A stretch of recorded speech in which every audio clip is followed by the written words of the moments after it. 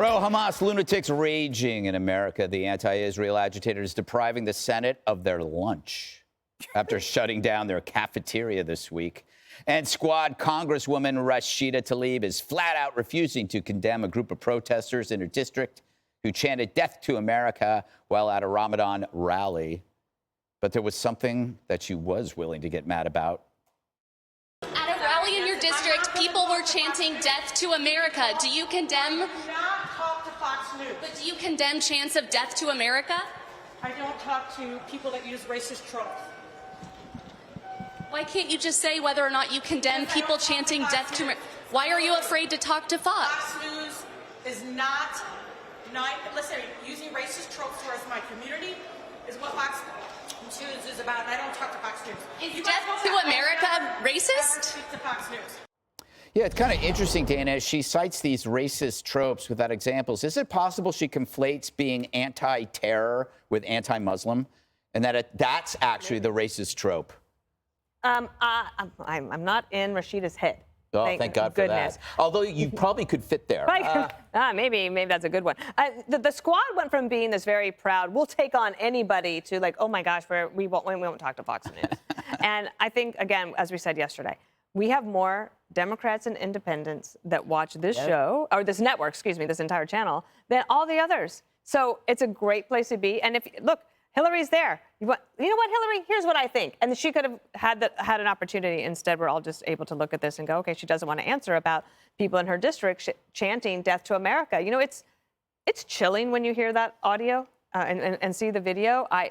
We've played it because I think we need to know. We can't bury our heads in the sand. Like, this is actually happening. You made a good point the other day, believe it or not, about little Gazans everywhere. Yeah. Right? Of the problem of not having a melting pot and not being cohesive and not wanting to be there. So she missed an opportunity, but I have to tell you, I admire that Hillary Vaughn. Yeah. She is tenacious. Yeah. And I was talking about young women, like, speaking with their strong voice, and she's got it. Yeah, you know, Peter Doocy could learn something from her. Judge, could it be a badge of honor if Rashida refuses to talk to you? Because, like, it makes you think, who does she want to talk to? Well, it's not a badge of honor, because if she truly believed that, her mission was an important one, she would try to get followers anywhere. I mean, what does she think we're going to do to her tape? I mean, it's an opportunity to talk to people.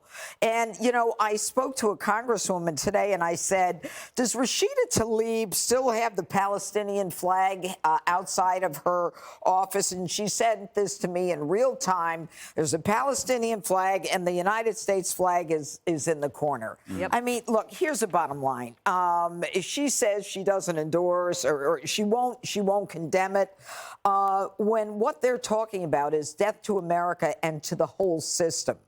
If the system is so rotten in America because we support Israel, well, Rashida is a part of the system. Doesn't she have an obligation to even defend herself and what she does? Mm-hmm. And, the inability to condemn them shows me that her allegiance is to other than America, which is then corroborated by the Palestinian flag in the halls of Congress in the United States.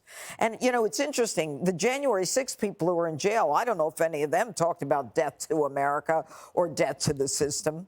I'm shocked that flag's allowed in there. I am too. And she said to me, Congresswoman Claudia Tenney, she sent it to me. She said, Janine, this is real time this afternoon. What do you think, Richard? Look, I think you can condemn somebody saying "death to America." And what we did see happen didn't get as much reporting as this, but the Dearborn mayor and the city council condemned the comments that were made in their city. But look, I think instead of focusing on one member of Congress, it's important to focus on the fact that we are a democracy, and you can, in this country, say, I have a problem with the president's positioning on Israel, and that's okay. You can say, I have a problem with how... It's not a very good chant, though. I'm not talking about the chant. I'm talking about there's people who have a philosophical problem with how the United States is supporting Israel, and in America, you're allowed to say that. right? In the Gaza, you're not, right? If you're under the Hamas regime, you're not allowed to say that.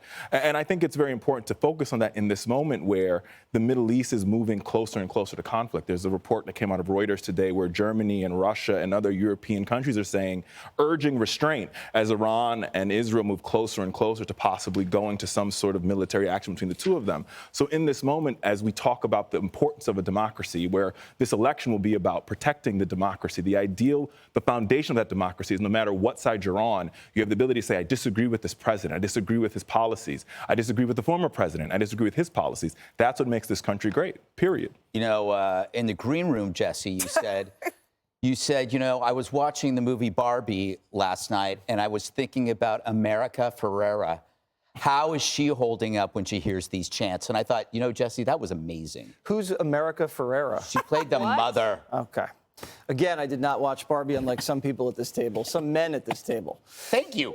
Okay, you shouldn't be owning to it. I'm feeling charitable today, and I'm just going to give her some advice. You either just say, yeah, I condemn, and you get in the elevator. How hard is that? Or if you don't want to engage, you don't say anything. Silent treatment. Then we're not doing it on the 5. Or if you're feeling a little fun, you can big girl her and you say, hey, Hillary, come here. Give me the mic. You know, they're not paying you enough at Fox. You're everywhere. All right? You need a drink, Hillary. You know, just have a little fun with it. She could have done 1,000 different things. She did the wrong thing. And she didn't even have the evidence. What racist tropes? Yeah. And then she couldn't even spit her words out cleanly. She is a mess. Hey, Sean Hannity here. Hey, click here to subscribe to Fox News YouTube page and catch our hottest interviews and most compelling analysis. You will not get it anywhere else.